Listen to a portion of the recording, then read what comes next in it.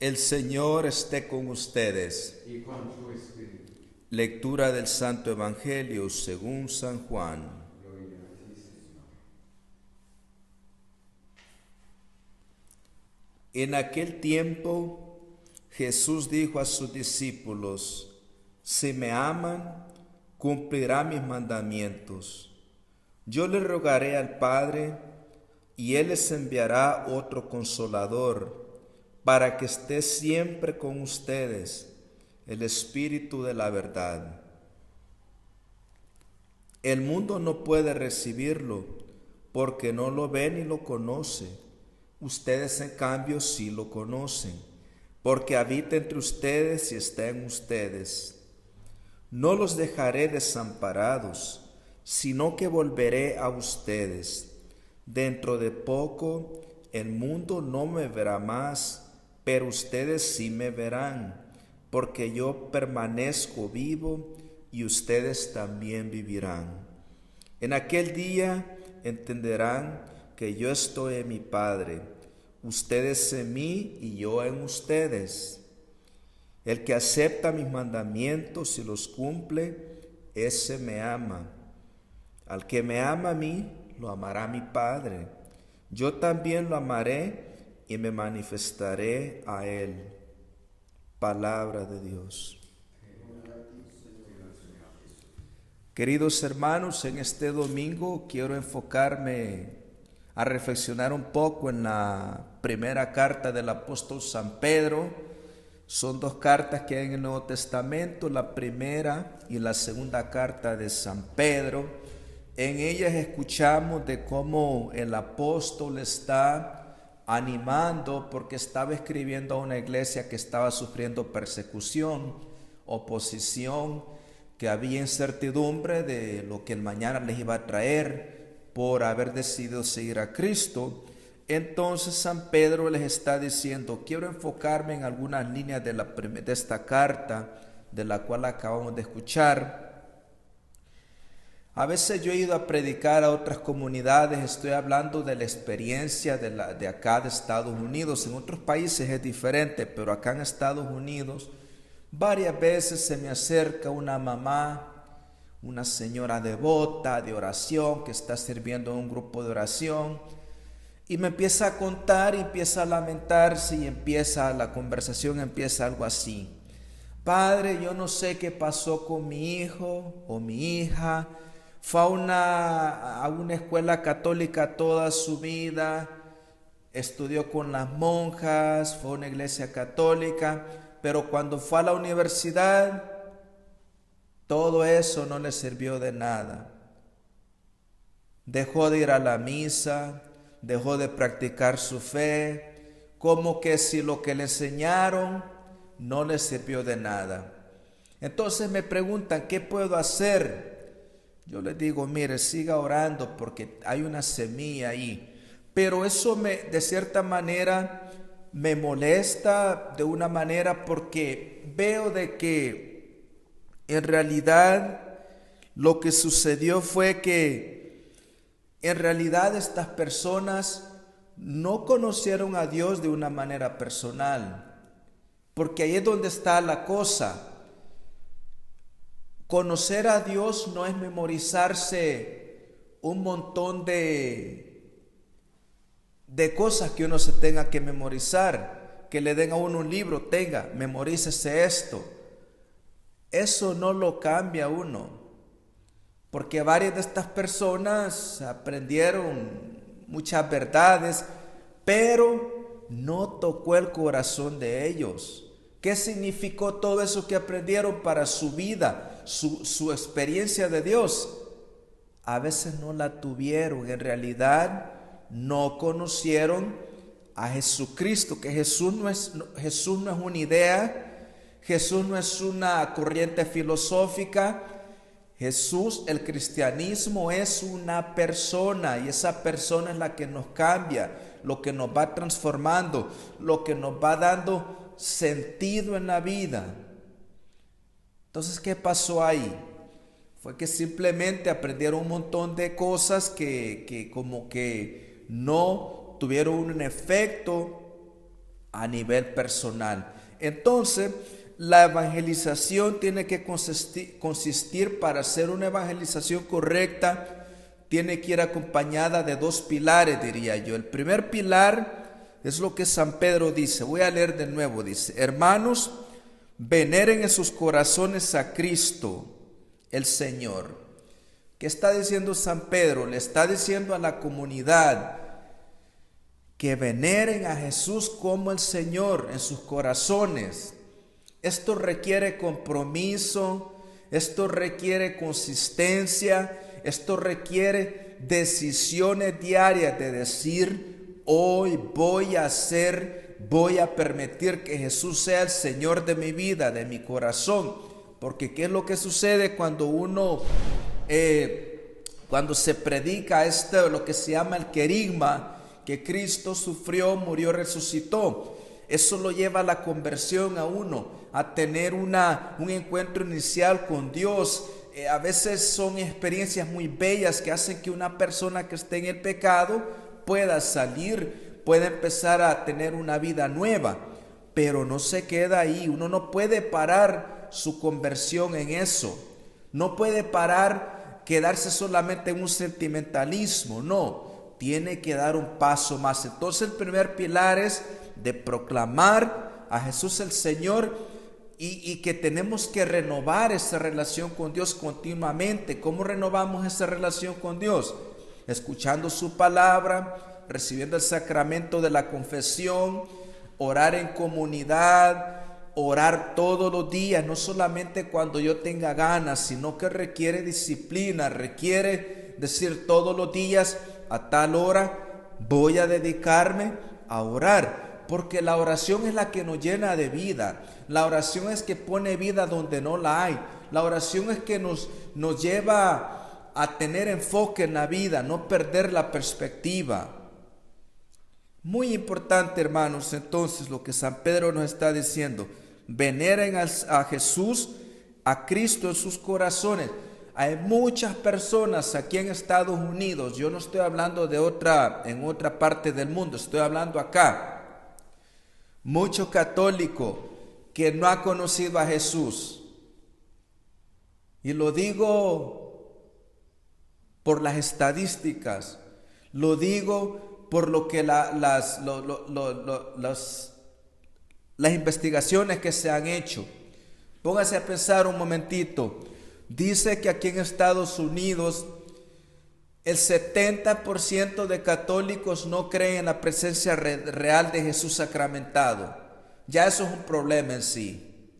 Que no crean de que Jesús está presente plenamente en la Santa Hostia, ya eso es un problema en sí. Y cuando hay sondeos sobre las cuestiones de moral, sobre que tiene que ver con la sexualidad, con el aborto y todo esto, es alarmante ver la respuesta de los católicos, entre comillas. ¿Por qué? Porque sus respuestas no son diferentes a las que dan aquellos que no tienen ninguna afiliación a la iglesia. No hay diferencia. Entonces la pregunta es: ¿hemos permitido que Jesús sea el Señor de nuestra vida? Porque cuando eso pasa, eso tiene que afectar absolutamente todo. La vida de los cónyuges, cómo crían a sus hijos, lo que les enseñan, a qué escuela los van a mandar, qué clase de educación les quieren dar, todo, las finanzas, las decisiones personales. Cuando Jesús es el Señor de mi vida, tiene que todo esto ser sometido al señorío. Pero recordemos lo que vuelvo a repetir: el cristianismo no es un set de reglas que hay que estar así tan preocupado, como un manual que hay que vivir al pie de la letra. No, el cristianismo es una persona, y lo digo porque esto tiene que hacer un clic en nuestra mente y en nuestro corazón, para que la iglesia en realidad pueda ser la levadura que Jesús habla en la parábola, en una de sus parábolas, que es como la levadura. Ustedes son la sal y luz del mundo, la que tiene que dar sabor, la que tiene que preservar la comida para que no se dañe.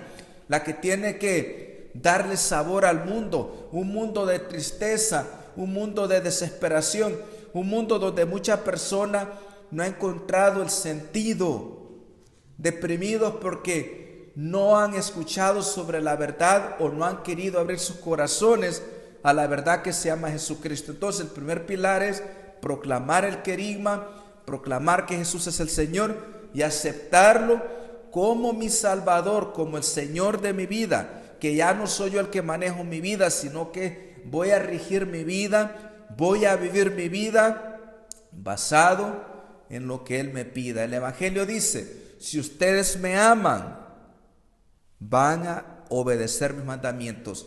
El amar a Dios no es solamente decirlo, requiere obediencia. Es algo que varias veces lo hemos confundido. Veo una entrevista de un famoso, una celebridad.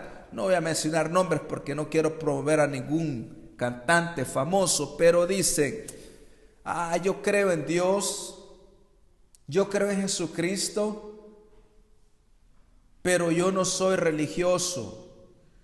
Yo no creo en la iglesia. Eso es tan contradictorio, porque es que la iglesia no se puede separar de Jesús. Y son personas que tienen mucha influencia en la manera en que pensamos, porque son personas que tienen millones de seguidores, muchas ideas, mucho relativismo. Se ha metido en la misma iglesia esto de decir, tú tienes tu verdad, yo tengo la mía, siempre y cuando tú no te metas conmigo, la llevamos tranquilos. No, hay una verdad y tenemos que decirlo sin miedo. Por eso San Pedro, vamos a continuar, dice, dispuesto siempre a dar al que les pidiere las razones de su esperanza de ustedes.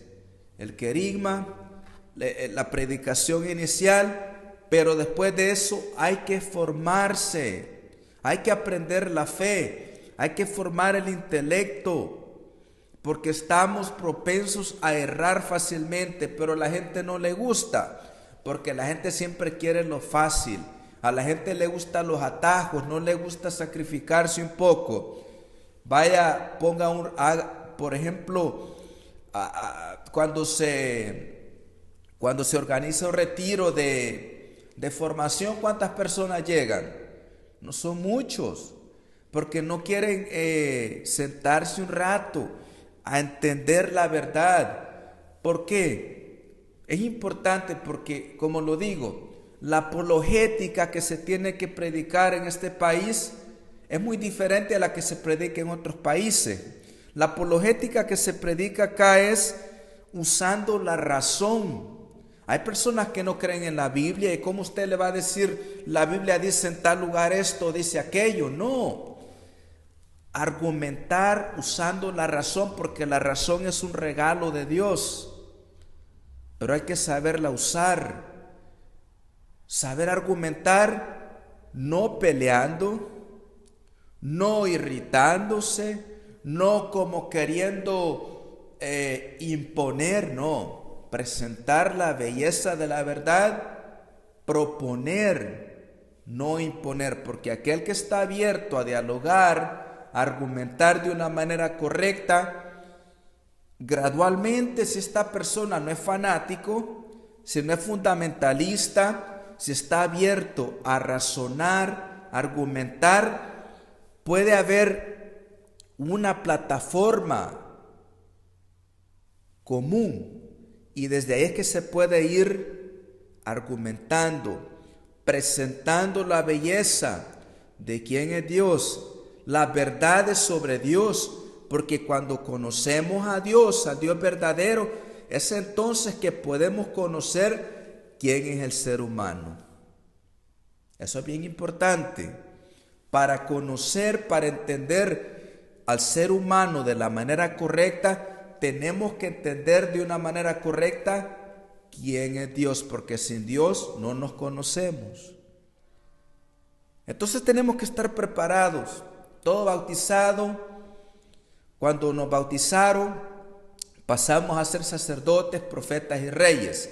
Profeta, todo mundo está llamado a hablar de parte de Dios, pero ¿cómo vamos a hablar si no nos hemos formado?